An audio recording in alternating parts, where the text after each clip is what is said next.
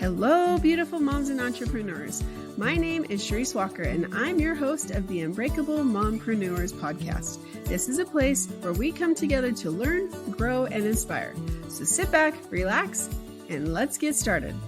Hello, Unbreakable Mompreneurs. My name is Sharice Walker, your host, and today I'm here with Jessie Torres, and she is a performance coach. And what I love is, as you've heard about my book, as I've been going through talking about flipping the iceberg, the subheading used to be trauma to triumph. And Jessie actually talks about that. She talks about trauma. She talks about how to overcome it. She talks about how you can have a better life and be able to pursue the dreams and everything that you've wanted. So Jessie, without further ado, will you please introduce yourself to our audience?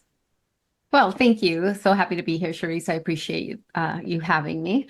And as you stated, I am more of a transformational coach and spiritual guide is what it feels like, because as we alchemize our pain into purpose and into power, we actually find a deep resolve within ourselves that we didn't know was there, an ability to now go after our dreams in a way that feels in alignment with our spirit, with our soul. So it's a beautiful, beautiful line of work. I love helping people wake up to their beauty. I love that. So how did you get into it? How did I get into it? Ooh, the big $1 million question. So honestly, a product of my own journey. Mm-hmm. I think, my desire to discover what had, happened in my life. Mm-hmm. I came from, childhood sexual abuse with my father. I had an 18-and-a-half-year marriage that was, emotionally, mentally, and verbally just killed every ounce of my being. I was apathetic and a physical body walking, basically. I have two brothers that were murdered 30 years apart. And, when you have these kind of things happen, after my divorce, which was the big breaking point for me, I was 38 years old back then. That's like 30 years ago, I hate to say. I thought, how did I get here? Who am I?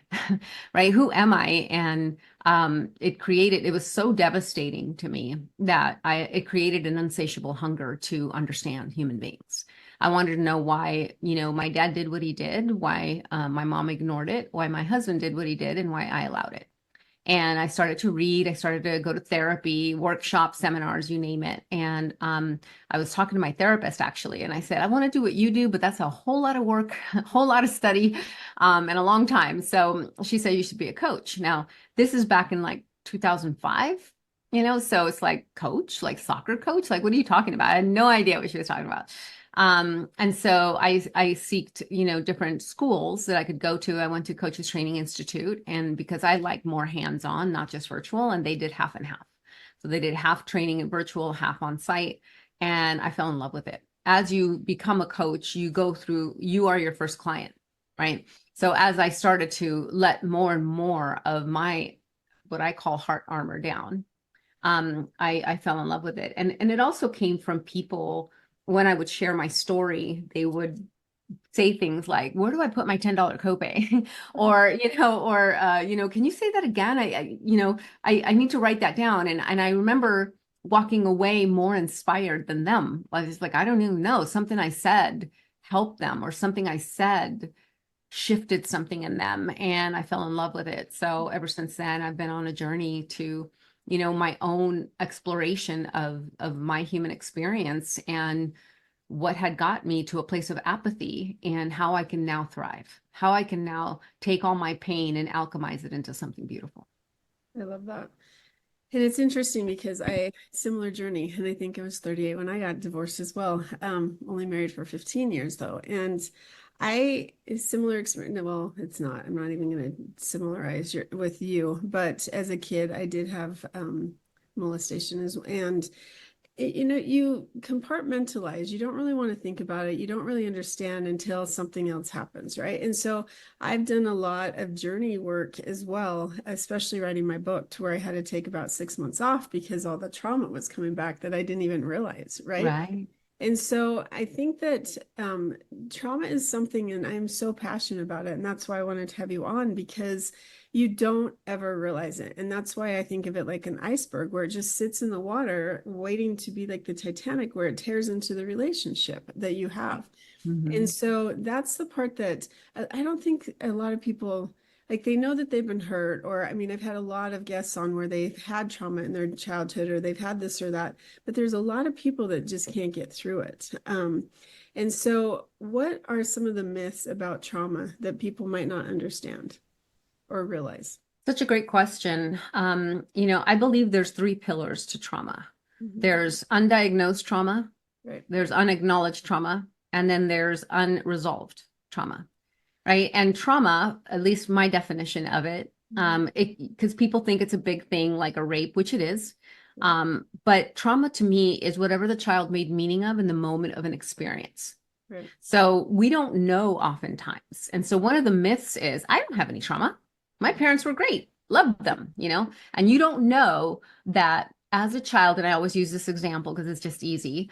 Let's say a 5-year-old goes to the store with his mom, and he's playing in the aisle with toys. Mom goes to the end of the aisle to grab something. She can see him, but he can't see her. He lifts up his head and is like, Mom, screams, right? And she's like, I'm right here, right? And in those like 10 seconds, he anchors abandonment. I could be left behind. It jolted in him in his unconscious, right? So now mom goes to the store, he's a little bit more clingy. Yeah. Now he doesn't want to let her go out of his sight. Now when she leaves the house, he cried. And nobody can explain because nobody's anchoring that happened. Now he's 35 and wonders why he can't keep a relationship because he's super clingy or possessive or jealous or insecure, right? And so we don't know, right? It's like when I serve people, I think, where is there limitation in your life today? Where are you not going after your dreams? Where is there a hard stop, right? And then we work backwards because there's a thread in some part of your journey in your unconscious conditioning that your essence wrote a story about. And that's what we need to unpack. So I think the myth is that, I don't have any, give me something else. That's not it. That kind of, and it's like, we all have it's part of the human experience. We make meaning out of things. And sometimes we don't know that's the thing, right? I've had clients that have had a friend of the family who they couldn't even remember the name said to her, you'll never be as good as your sister. Yeah. Right. And she's been chasing, not only competing with her sister, but competing with every other woman, competing with herself. Like it was that bad. And she didn't know to trace it back to that friend of the family. You know what I mean? So there's so many things, a part of our journey that we make meaning around that causes limitation in today. And so I encourage people that if there's anything that's stopping you from living the fullest expression of you, then let's talk. And that I love, because so many times people think that trauma would be a rape, a beating, a this or that, but a tiny little, and I don't want to say tiny, but a small incident where the child doesn't see the mom, but the mom saw the child. I have a daughter that I was probably 6 months ago that I started to back the car out, and the door, I thought she'd shut the door, but she hadn't yet. So she wasn't in. She's like, I'm not in. And that little thing like slammed on the brakes. And she's like, you're going to leave me. I said, no, I wasn't. But now every single time she gets in the car, she yells, I'm not in until she's in. Right. And of course, I'm like traumatized as well. And I'm not moving till I see that they're buckled. Right. And so I think that it's just, you're right. Just small things and how it can affect somebody. And a lot of times they don't realize until they're in that relationship and until they know. Exactly. Or they're experiencing something and they can't explain why they're having a hard time with whatever it may be. Right. So. Exactly. And I think having this awareness, I want to know now. All the moms are going to panic, like, oh my God, I'm going to traumatize my child. No, what's important about this awareness is to be able to know and then have a conversation around it. You know what I mean? It's just I want you to know you're safe. You're always safe with me. Like repeating things to contradict what the unconscious conditioning might want to do as a mom, right? It's the best we can do. Every human being is going to go through their journey. You could be the stellar mom, right? And there's still that little life is going to have its own things that it's going to create, and it's going to have to unpack. It's just the way it is. It's our life journey. So don't beat yourselves up. Well, and if the mom's perfect at everything, then the child thinks that the mom's perfect at everything and they have to do like, it doesn't matter. Right. Exactly. Like you said, the child is going to be traumatized no matter what you do. And it's just, they have to work through it. And yes, that's the relationship. well, that's what builds resilience, right? Yeah. We don't know light without dark. And so it's just part of the human journey. We do the best we can. And then we have people like us who want to help people through it just a little bit further. No, I like that. So you have something called Fierce Grace. And can you tell me what that means? Sure. Fierce Grace, it's an interesting journey of how I got to that name, but ultimately what it means for me is the energy of both. It's almost like the infinity symbol. It's the masculine, feminine. It's the light. It's the dark. It's that aspect of us exists in every single one of us, right? And so I think that in our world, societies, like it tilts, right? Like we can be too much in our masculine and now we're killing each other. You know what I mean? And we need to bring a little bit more of the feminine back. The feminine has gotten so hurt that now they're showing up with bigger dukes than the men, right? And so we have to bring that balance and come to the center of the infinity symbol. Where can we find balance in both energies, right? To your point, we're all going to experience our own level of trauma. So the outcome is what do we do with that? And how do we now bring love to it? In A Course in Miracles, it says there's only love and fear ever. And fear is just an opportunity for love. It's a call for love. And so in those moments where we experience something that hurts us or a darkness, if you will, how do we bring light to it? And that for some people can seem very hard. How can I bring light? Like, my little brother was murdered just a year and a half ago. Oh my gosh. And, it's kind of like I have that gut check moment where I'm like, no, I already lost my older brother. Like, no, this already happened. Like, I checked the box. Like, this is, it was like, so like incredibly devastating, and so, but even in those moments, I'm always asking, I believe God doesn't waste the pain. I believe we do if we choose to. So in the depth of my pain, I was still able to connect to the ability to have that much sorrow is because of how much I loved. Mm-hmm. Right. So there's always light to be found. It's just hard to seek it sometimes when it hurts so bad, but it's always there. I heard someone use the word gift, and, losing a loved one, especially this early, I know is tough, and I'm sorry. And sometimes it's too early to see a gift, but sometimes, like you said, you don't realize how much you loved because of how sorrowful you were. And that could be the gift in the experience. And I think that sometimes people get so caught up in being the victim all the time that they cannot move on. And for me, in the journey I've gone on, I played that victim card while I was married the whole time. And I look back at that person and I just think how pathetic I was because, I wanted everyone to feel sorry for me. I wanted all this, like, you don't understand what I'm living with. And, shame on me for that, but I didn't know. And I think that that's the part that if we can stop being that victim so that we can be victorious over whatever it is and realize that anybody listening, you have the power to do what you need to do, and you know what you need to do. You just now have to have the faith and the strength to be able to take that leap of faith because it's comfortable where you are. And whether it's good or bad, people get comfortable and they don't know the unknown. And I think sometimes, you wonder what the divorce statistics where the second marriage is 68% or higher, where the first could be 50, depending on the situation, because people know how to get out of a marriage once they've already been in it, right? So, right. So it's like, what, I've been there, done that this one time. I'm not going to stay in something I'm not happy about. And there's other reasons I think that they shouldn't have married that person probably the first time or the second time around. But let's talk about unshakable living, because that's something kind of like what we're discussing, but explain what unshakable living is and then the role that forgiveness plays in it. Absolutely. And one thing, if I may say about what you mentioned in regards to being a victim, my invitation to you, it's just an invitation, the part, because you said, how pathetic and da-da-da, just like, no, like she she helped you have this kind of discernment today, right? So it's like God love her. You know what I mean? It's just like because I played it too. Like, God loved the victim because it's pungent for me now. Right. Like when someone is in that space, I'm like, oh my gosh, okay. Like we can peg it like that because we lived it. It's in our nervous system. Right. And I think there's a divine choreography of our entire journey. Like I said, I have all kinds of education and certifications, but nothing has taught me like my journey. Right. And so if I'm going to take the divine choreography, then I'm going to love all aspects of me, even when I was in victim story, even when I was, not fighting hard enough, which is what I judged about myself. I should have, spit on my father. I should have peed myself. I should have poked his eye. I should have.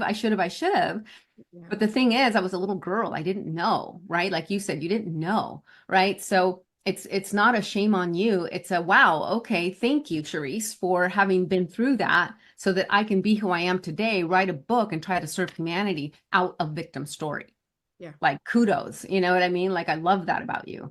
And so all aspects of our journey is something to be honored and loved.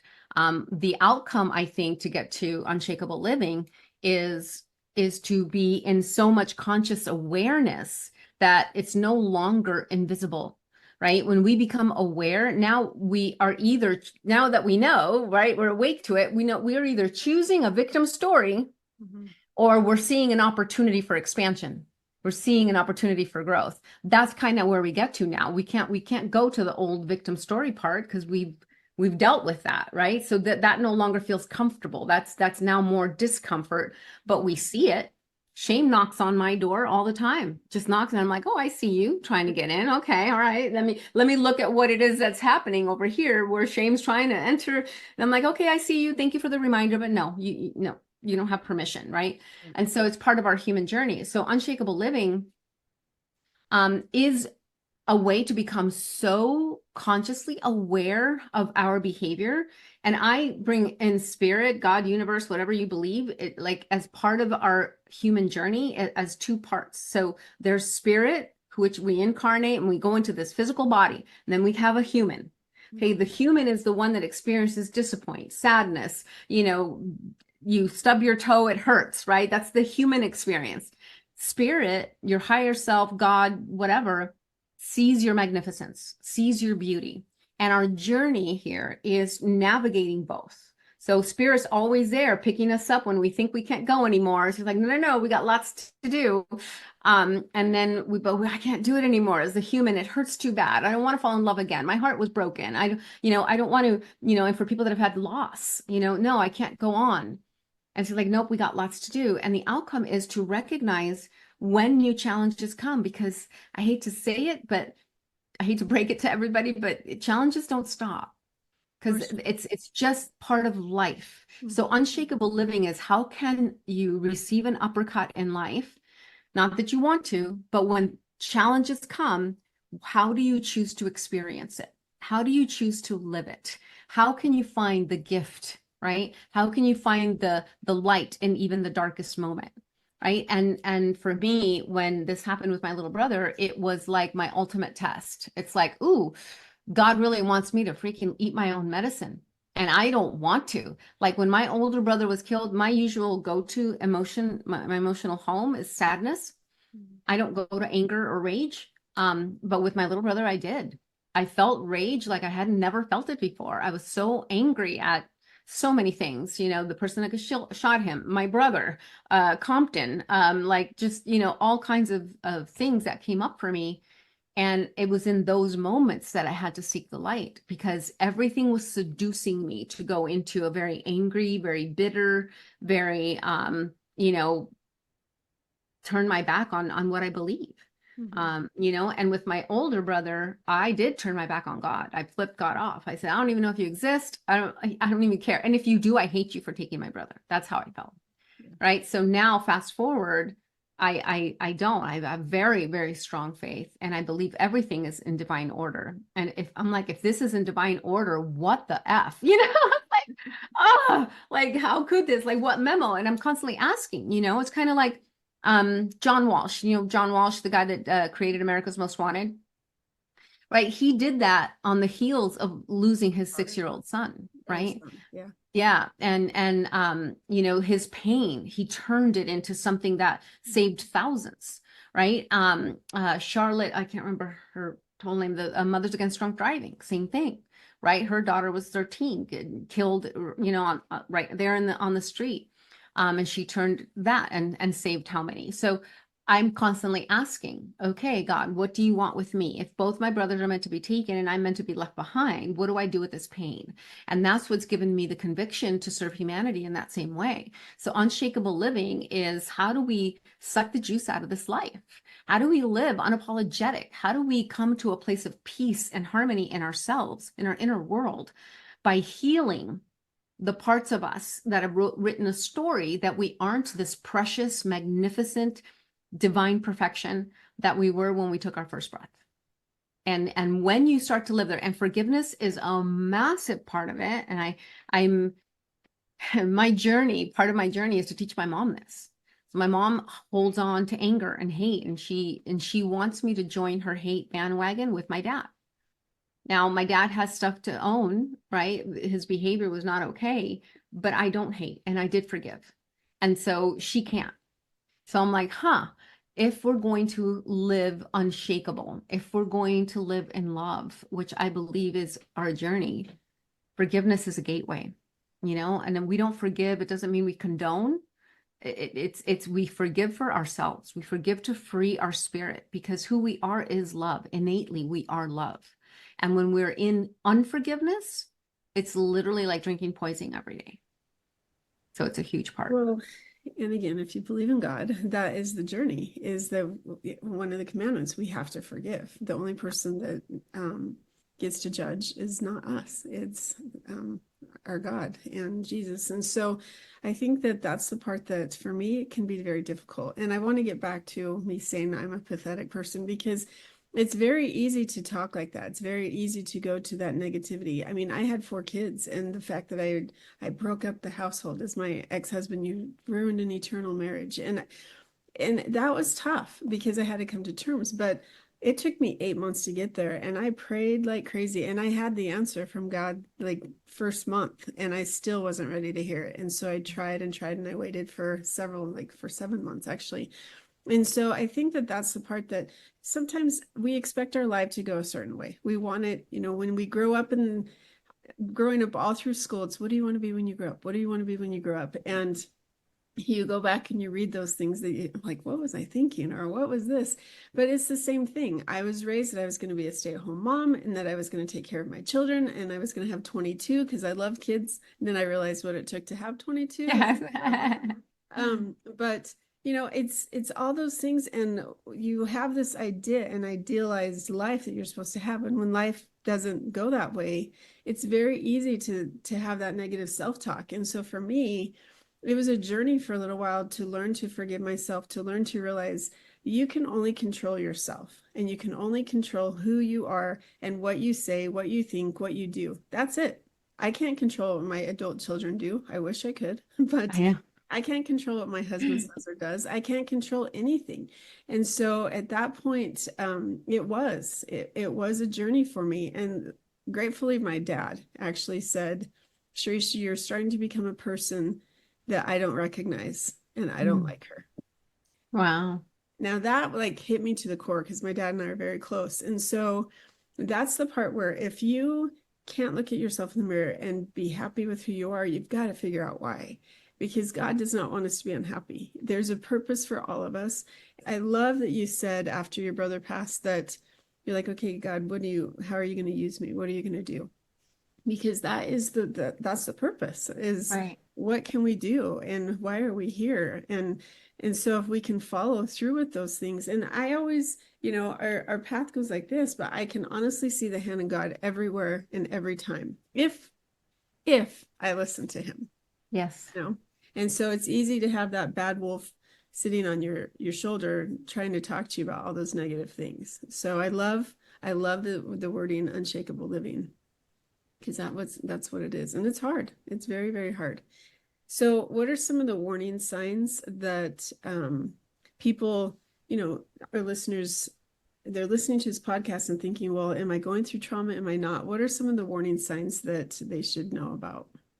Well, it's kind of interesting. When I ask this question, I would invite your audience to ask yourself this question: are you happy? Mm-hmm. And oftentimes I get the answer, well, no, I'm not unhappy. Yep. I'm like, I know, but are you happy? And it's such a tough question for people to answer, because what happens is you get into this repetition, into this like hypnotic living, Yeah. right? Where you just kind of go through the motions, you do the Mm-hmm. thing. Like, are you in joy? Are you experiencing moments of awe? Right? Are you present? Right? Like if you take your kids to the park or whatever, like, are you noticing the birds flying? Do you hear them? Do you like, or are you worried about the list, the to-do list, and what you're going to do when you get back home, and the bills you got to pay? And is it just are you just in a drone state, or are you experiencing joy? I love this. Joy is love in action. Right. And if I can go into the vibrational frequencies of our experiences, because if you have a heart rate monitor on, there's a different frequency that emits from the beat of your heart when you're in joy, when you're in love, when you're in worry, when you're in sadness, when you're in shame. And there's a chaotic rhythm to it. And it's measurable. So love is less on the omega levels of consciousness is 500. Fear is at 100, just to kind of give you a range. Mm-hmm. So when you start to think about that, it's just like where joy is even above love, which to me was like, oh my gosh, that's surprising. But I think, no, joy is love in action. Mm-hmm. So ask yourself, are you accomplishing your dreams? Is there something on your heart? And I always say a knock on your heart. Like for me, it's like God. At first it was a knock on my heart to call to this. And now it was like a kind of like a shove on the shoulder, like, get on with it, like, get on with it. Right. I'm like, okay. And you feel there's something greater for you. There's more to you, and you want to reach it, but you feel like the processes of life are dragging you down, or I don't have time, and I don't have money, or, the kids first, or whatever, all these things, which we do as mamas, right? We come last. Where is there limitation in your life right now? Where do you feel stuck? Where do you feel like there's more for you, but you're not accessing it? And let's talk, and we can find a thread that connects as to why you're not taking those steps, because there is no limitation to the human being, only the belief there is one. Yeah, that's true. And so the consequences that come from unresolved trauma and not pursuing that joy, what are some of those consequences? Oh, there's tons. I mean, the consequences of that could be, being overweight, not being healthy, your coping mechanisms, you're Netflixing away, or you're not going, you want to be an entrepreneur, but you're not going after your dream. There's a book inside you that's bursting to come out, but it won't. So, maybe you have a glass of wine to take off the edge. Maybe you're connecting to your children so much that it's becoming codependent, because the love that you're seeking is coming from the love you give your children. And so there's so many things, and your essence starts to dwindle.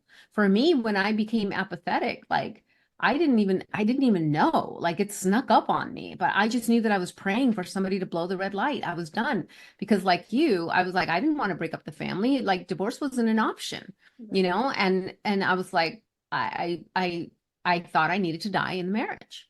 And in essence, I did, in every way a human could. Yep. You don't have to get that far. You don't have to get there. And, if you're married or have a partner, I think it's important to have that conversation. You matter enough to have that conversation. And if the other person chooses to not try, or not say, you know what, I want this too, then that's another decision you have to make, because at that point you're trying. And if you can actually look in the mirror and say, I've given my all, I've tried 100%, and I used to think of it as a 50-pound weight attached to my ankle running a marathon, because at what point am I going to just be dragged down to the depths of something that you don't want to be in? So right. Definitely. And what's beautiful also, I want to make sure you ladies know, it's an act of love. Mm-hmm. I know sometimes it's hard to speak what you need, right? But it's an act of love to give your partner the opportunity to show up. Right. And now at least you can say, okay, I've spoken my truth. I have expressed my needs, and I'm not being met. now that's a different conversation, And I mean, I remember after my marriage, I was with this gentleman, and it was so funny. I never knew the term gaslighting, right? Oh. And so it's just like, okay, so here's my needs. And then it would be, oh, I gotta follow Jesse's list in order to, and that's like, I'm like, so I gotta be a puppet, like whatever. I'm like, well, no, but yes, but like, I don't know, like I'm expressing what my needs are. I'm not saying you have to be scripted and, but so it was like, don't get confused. Yeah. You matter, you're important. And like the saying goes, if mama ain't happy, ain't nobody happy. And it's so true. You are the emotion, you are the linchpin to the family dynamic. When you're in joy, the family's in joy. Just know that. So when you're not and you feel that, it's affecting everybody. Even though you think your kids don't notice, they do. Oh, they 1000% do. Very, very, very observant. Absolutely. So I love that. Okay, so last question. You're sitting on a park bench, and this 9-month pregnant woman comes to you, and the first baby that she's ever had, and she sits down, and you start talking to her. What is one piece of advice you would give her about anything? Well, this is kind of funny, but I would say be in the pictures. Be in the pictures. I think that my own journey of my own inhibitions and my own, I don't say self-hatred, but just I always felt fat. I always felt unpretty. I always felt disheveled. So I would never be in the pictures. And subsequently, I didn't know 18 years later I would be divorced. But now when my children look for pictures of me with them as little kids, there's very little. There's very little. There's tons of them and their dad, because I was taking the pictures all the time. I'm no, I'll take the picture. You get in there. You get in there. And these are our children, and it's their memories and it's our memories, right? And they don't care. They already see you the way you are. You know what I mean? But we withhold ourselves for silly reasons. And you're every single day you're building magic moments, and you matter so much to that little life. Military guys, when they're out in combat and they're yelling for their life, they're calling their mom. Why is that? Right? Why is that? It's because that's how important we are. So don't forget about you. Don't forget about you as you nurture this beautiful baby who now, yes, initially they are priority because they won't live unless you nurture them. But don't forget mommy time. Mommy, needs her piece as well, because children don't do what we tell them, they do what we show them. And so Brene Brown had this great saying. Somebody asked her, how could I be the best parent? And she said, don't ask how you can be the best parent. Ask how you could be the best adult you want your children to become. Right? So you remember, you are their mirror. They're going to choose to be a woman like you, or they're going to choose to be completely unlike you. Right? Depending on what you show them. So that was more than one, but I apologize. That's fantastic. And I want to add to that, because you talk about, I love that. I mean, that's really deep, that either they won't want to be you or someone that's not you. And my final straw that made me finally decide, okay, it's time to leave my husband, was that I thought, okay, because my kids were 10, I said, if my 19-year-old daughter, because that's how old I was when I got married, if my 19-year-old daughter were to marry my husband, would I be happy with that? And if my 19-year-old son, because I had twins that were boy, girl. I have twins too. But would I want my 19-year-old son to treat his wife like that and think it's okay? Yeah. And for me, that was a tough decision, because I did love my husband. I wanted it to work, but at the time, people say I'm going to stay in the marriage till my kids are out of school. Is that really the best decision? Right.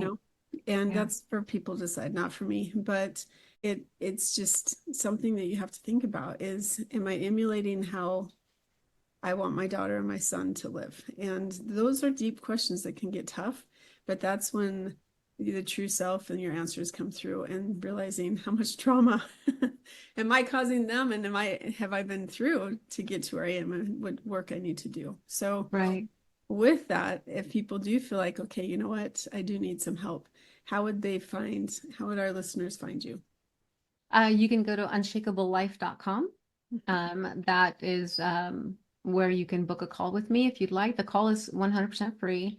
I'd love to chat. If there's any way that I could support you, I definitely will let you know. And if not, I have tons of coach friends that I can refer you to.